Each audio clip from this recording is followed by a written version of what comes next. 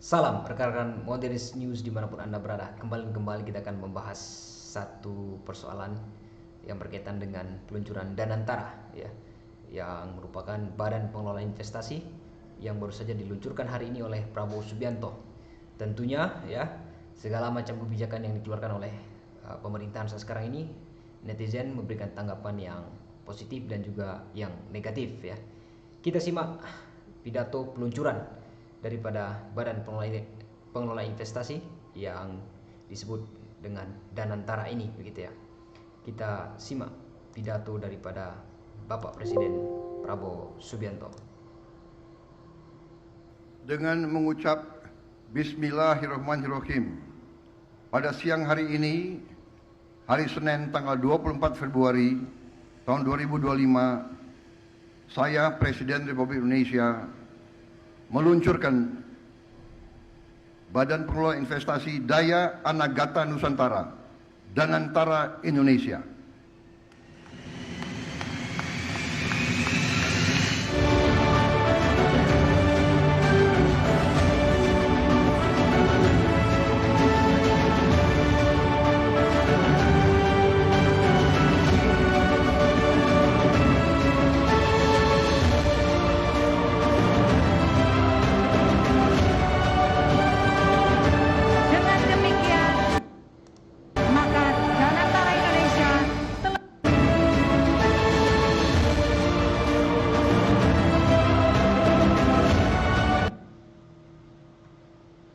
Iya, seperti itu ya, bagaimana Prabowo Subianto meluncurkan Danantara ini ya. Dan kalau kita perhatikan, hadir juga Presiden Susilo Bambang Yudhoyono, juga dihadiri oleh kita perhatikan ini ada Joko Widodo, kemudian juga ada Yusuf Kala, begitu ya.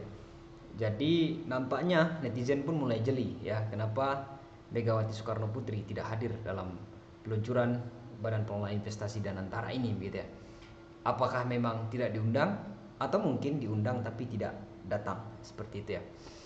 Nah, kemudian juga kita dengarkan bagaimana pidato daripada Prabowo Subianto soal bagaimana Danantara ini.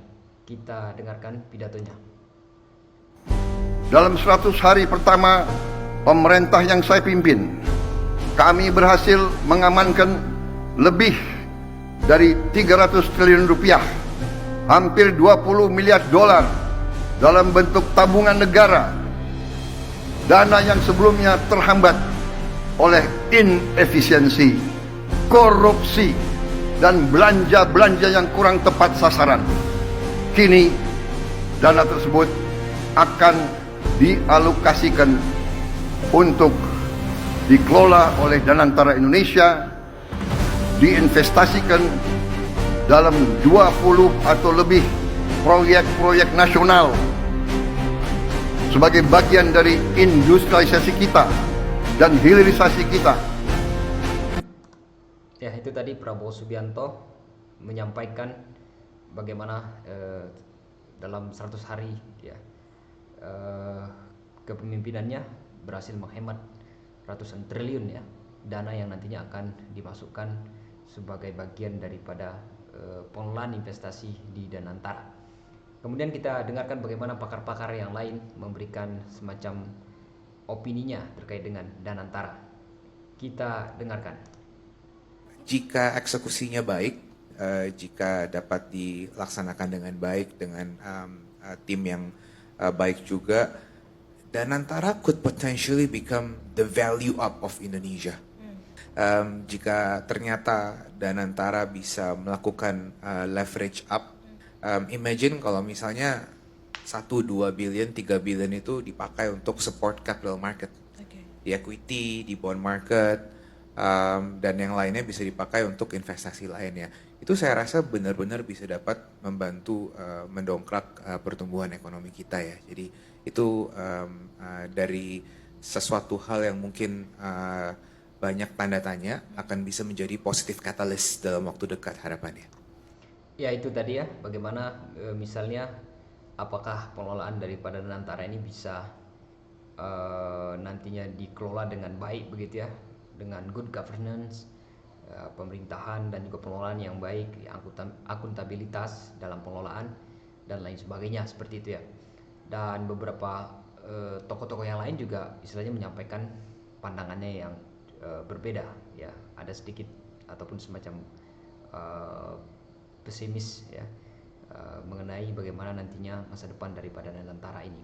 Kita dengarkan videonya. Apabila Prabowo membentuk lembaga Danantara dengan good governance yang bisa dimasukin intervensi, maka kepercayaan turun. Setelah itu PP akan keluar nanti dibaca oleh mereka, dan pasti saya yakin konsultan-konsultan mereka udah mengintip itu. Tinggal menunggu detik diumumkan seperti apa. Di situ kita lihat apabila good governance sudah tidak aman, maka penarikan uang akan keluar. Apabila itu terjadi dan Prabowo mengangkat orang yang tingkat kepercayaannya bahwa ini ada ruang intervensi, maka pasti akan menarik lagi uangnya. Dan itu adalah titik kiamat ekonomi Indonesia. Ya, jadi semacam kritikan ya yang diutarakan tadi itu adalah terkait dengan bagaimana sisi pengelolaan daripada Danantara ini yang tidak istilahnya dimasuki oleh intervensi-intervensi kepentingan-kepentingan yang justru nanti akan menjadi satu masalah besar bagi proses bagaimana Danantara ini di kemudian hari begitu. Selain itu juga bagaimana kalau kita perhatikan beberapa hari kebelakang ini ya, terjadi semacam penarikan uang yang cukup besar dari bank-bank BUMN ya, karena kita tahu bahwa bank-bank ataupun dividen-dividen daripada bank-bank BUMN di Indonesia itu dipastikan nantinya akan dimasukkan dalam proyek Badan Pengelola Investasi Danantara ini, sehingga munculkan semacam kritikan juga begitu dari sejumlah pihak begitu ya, dan juga netizen memberikan komentarnya. Kita dengarkan komentar daripada netizen ini. Hari ini Danantara diluncurkan oleh Prabowo dibarengi dengan penarian uang nasabah bank-bank plat merah. Ya, good. Uangmu masih kau simpen? Kalau saya bank plat merah, saya isi saldo kecil, ya, hanya untuk transaksi saja. Keluar masuk, begitu masuk keluarin lagi, punya simpanan di bank lain, ya. Keluar masuk keluar lagi, ya. Ya, karena kita belum percaya, ya, dari peristiwa-peristiwa yang sudah kita alami seperti Jiwasraya, Asabri, Taspen, akhir ujung-ujungnya dikelola untuk investasi di luar negeri, finance di luar negeri, dan bangkrut, tidak bisa mengembalikan kepada nasabah. Jadi kita harus hati-hati, karena nanti ada kemungkinan itu Danantara hanyalah arisan para oligarki, karena oligarki yang banyak duitnya ya, yang berjibun itu mungkin akan disuruh, ayo masukkan ke sini, kalau enggak saya kejar kamu dengan pajak, karena kamu ya akan begitu, dan akhirnya akan jadi arisannya para oligarki, dan mereka yang akan menikmati. Rakyat dapat apa? Ya, nggak dapat apa-apa. Dampaknya ke rakyat apa gitu, karena nanti akan perusahaan-perusahaan hilirisasi perusahaan mereka yang akan menikmati. Oke? Ya, terima kasih. Ya, untuk saat ini cukup ini aja. Ya, nanti saya dibilang provokator lagi ya. Ya, kalau kita harus cerdas gitu loh. Jadi mengelola keuangan kita. Ya. Ya. Kita yang punya duit, masa harus orang lain yang ngatur, betul kan?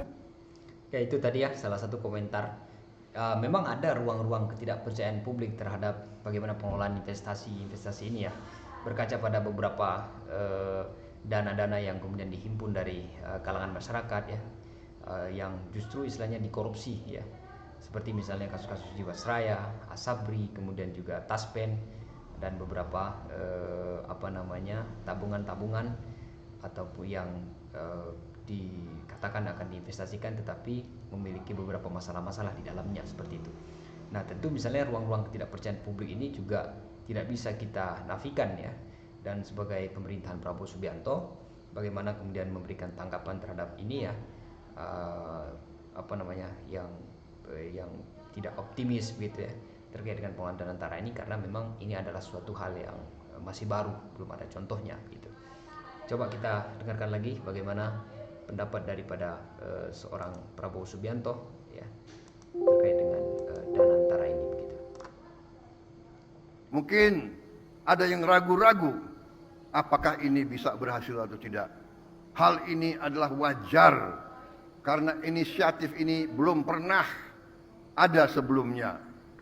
Namun hari ini seluruh rakyat Indonesia patut berbangga karena dengan total aset lebih dari 900 miliar dolar Amerika, Danantara Indonesia akan menjadi salah satu dana kekayaan atau sovereign wealth fund negara terbesar di dunia. Kita tidak mau lagi menjual sumber alam kita murah. Kita tidak mau jadi sumber raw material bagi bangsa lain. We have already proven our commitment to managing Indonesia's wealth and assets with very careful financial discipline and responsible governance. Ya, itu tadi tanggapan daripada Prabowo Subianto mengenai pesimisme daripada publik soal bagaimana Danantara ini yang direspon ya beberapa kalangan netizen dengan cukup negatif gitu ya.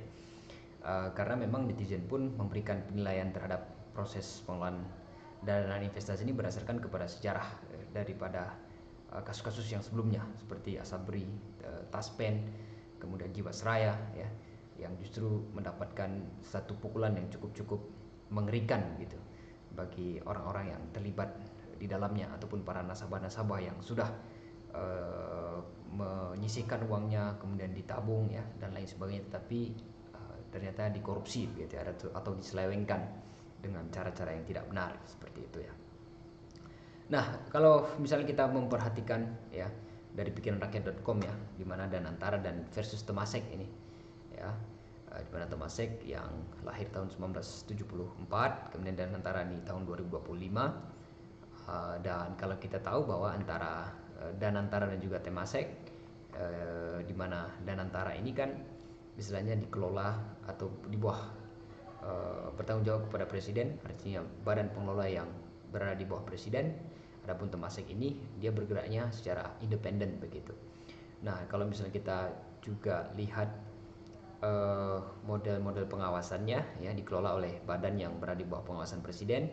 Kemudian tetapi kalau misalnya Temasek ini oleh independen ya, dikelola dengan cara-cara oleh organisasi ataupun entitas yang independen, artinya tidak melibatkan negara seperti itu. Kemudian cakupan investasinya kalau kita perhatikan Danantara ini karena memang masih baru, fokusnya ada pada di Indonesia. Tadi Prabowo juga kita mendengarkan tadi bahwa akan dikucurkan atau diinvestasikan kepada proyek-proyek strategis nasional yang berjumlah puluhan katanya tadi itu ya.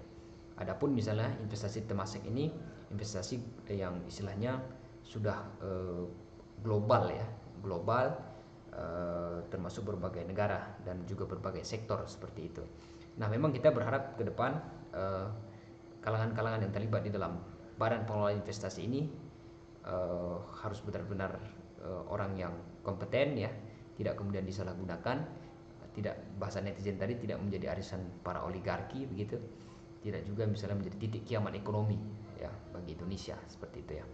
Nah, kalau kita memperhatikan ada beberapa badan pengelola investasi yang mungkin sejenis yang cakupannya sudah dunia begitu ya. Kita bisa dengarkan video satu ini ya. Danantara, sebuah sovereign fund yang baru dibentuk yang bisa memanage aset sebesar 600-800 billion US dollars. Yuk kita bandingkan dengan 5 sovereign fund terbesar di dunia. Yang pertama adalah Government Pension Fund Global dengan aset 1,7 triliun US dollars dari Norway. Mereka menginvestasikan atau memanage aset yang berasal dari kekayaan minyak untuk jadi selanjutnya di Norway. Yang kedua dari China adalah China Investment Corporation atau CIC dengan aset sekitar 1,3 triliun US dollars yang mengfokuskan kepada foreign exchange reserves di China. Yang ketiga juga dari China namanya adalah Safe Investment Company dengan aset sekitar 1 triliun US dollars juga sama memanage foreign exchange reserves di China. Keempat adalah Abu Dhabi Investment Authority dengan aset sekitar 1 triliun US dollars yang memanage untuk Emirates daripada Abu Dhabi. Kelima adalah Kuwait Investment Authority dengan juga sekitar 1 triliun US dollars yang memanage kekayaan daripada Kuwait terutama di bagian oil. Menurut kalian, apa Danantara bisa sukses atau tidak? What do you think? Ya, itu tadi ya, bagaimana kelompok-kelompok yang kemudian istilahnya menyuarakan ya, ataupun mulai istilahnya untuk mempertanyakan bagaimana Danantara ini akan dikelola, ya tanggapan positif dan juga negatif dari netizen adalah hal yang sangat-sangat wajar misalnya dalam memberikan reaksi terhadap apa yang dilakukan oleh pemerintahan saat sekarang ini. Demikian rekan-rekan, terima kasih dan selamat menjalankan aktivitas kembali.